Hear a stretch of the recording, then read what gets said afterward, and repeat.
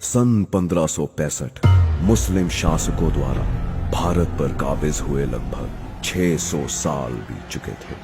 उत्तर में मुगलों के नाम से सुन्नी तो मध्य में शाहों के नाम से शिया राज कर रहे थे। दक्षिण में विजयनगर आखिरी हिंदवी साम्राज्य था। इसकी समाप्ति के साथ ही संपूर्ण भारत मुस्लिम साम्राज्य होने वाला था। 15 जनवरी 1565 को मुस्लिम शासकों द्वारा विजयनगर के अंतिम सम्राट राजा राम राय की गर्दन का सूली पर चढ़ा दी गई और इसी के साथ हुई हिंदवी साम्राज्य की संपूर्ण समाप्ति की घोषणा। पर फिर भारत को बेबीलोन की तरह किताबों के पन्नों से गुम होने से कैसे बचाया गया? कैसे एक मृत कर दी गई सभ्यता फिर जीवित हुई? इस कहानी की शुरुआत हुई सन 1645 महाराष्ट्र के रायरेश्वर मंदिर से। एक 16 वर्ष के बालक द्वारा शिवलिंग पर अपना खून चढ़ा हिंदवी स्वराज्य की शपथ ली गई। इस पराक्रमी बालक का नाम था शिवाजी राजे भोसले।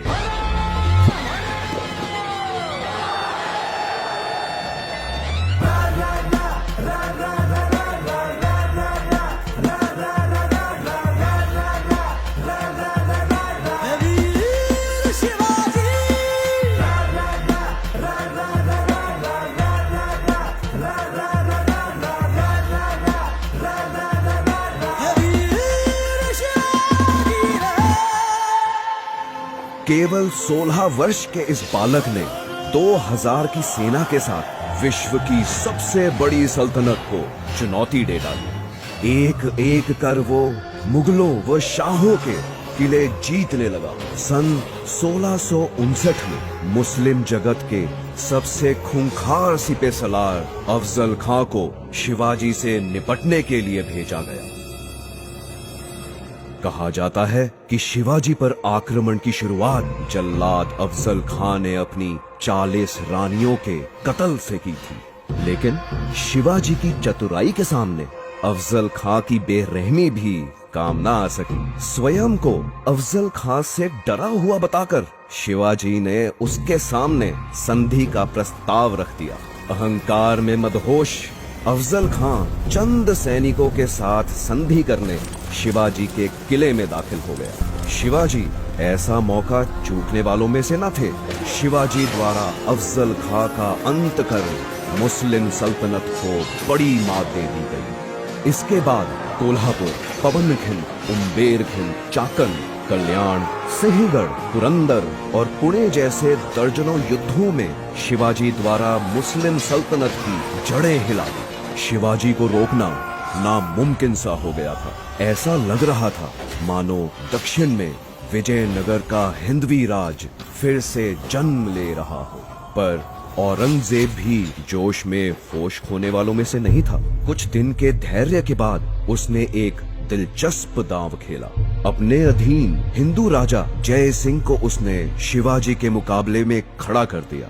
हिंदवी स्वराज्य की कामना करने वाला शिवाजी हिंदू राजा पर वार नहीं कर पाएगा।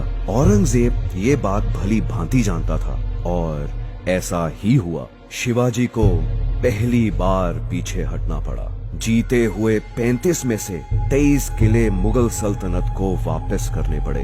एक बार फिर भारत भूमि के किसी योद्धा को अपनों के ही कारण परास्त होना पड़ा। इसके बाद शिवाजी ने एक हैरान कर देने वाला निर्णय लिया। उन्होंने औरंगजेब को एक पत्र लिख उसकी ओर मित्रता का हाथ बढ़ा दिया। सब स्तब्ध रह गए। शिवाजी इस दांव से क्या हासिल करना चाहते थे, किसी को कुछ नहीं समझ आ रहा था। शिवाजी को झुका हुआ देख औरंगजेब काफी प्रसन्न हुआ।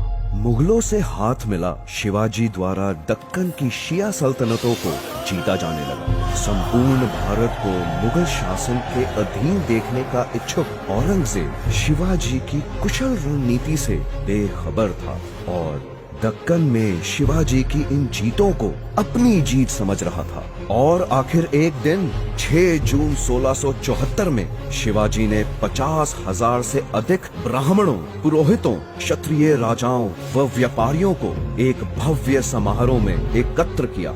सबके सामने वेद मंत्र उच्चारण के बीच शिवाजी ने स्वयं को छत्रपति घोषित कर दिया।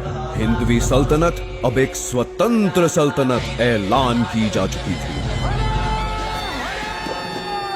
औरंगजेब क्रोध से बौखला उठा। शिवाजी द्वारा एक अलग सल्तनत की घोषणा सीधी मुगल साम्राज्य को बड़ी चुनौती थी, पर अब बहुत देर हो चुकी।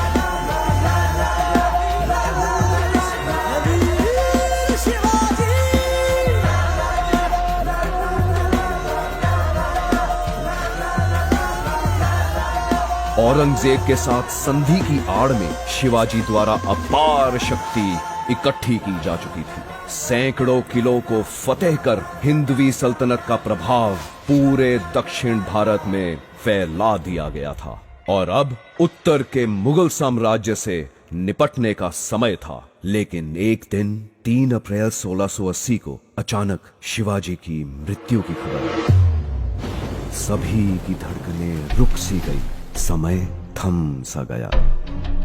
निकटतम लोगों द्वारा उनकी मृत्यु का कारण तेज बुखार बताया जा रहा था। एक बार तो आजाद भारत का सपना चकनाचूर होता दिखने लगा, पर इसके विपरीत शिवाजी द्वारा सुलगाई राष्ट्र प्रेम की आग उनकी मृत्यु के बाद और भी तीव्र हो उठी। बाजीराव पेशवा, राणोजी सिंधिया, मल्हर राव होलकर, रघुजी भोसले, दामाजी गायकवाड़, महदाजी शिंदे, दत्ताजी राव, धन्नाजी जाधव जैसे एक से एक राष्ट्रभक्त हिंदवी साम्राज्य से पैदा होने लगे।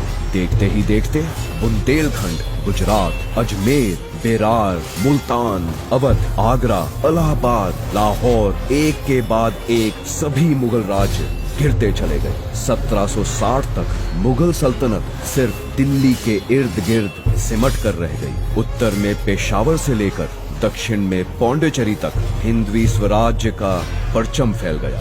इस प्रकार छत्रपति शिवाजी द्वारा भारत की सभ्यता को बेबीलोन की तरह किताबों से गुम होने से बचा लिया।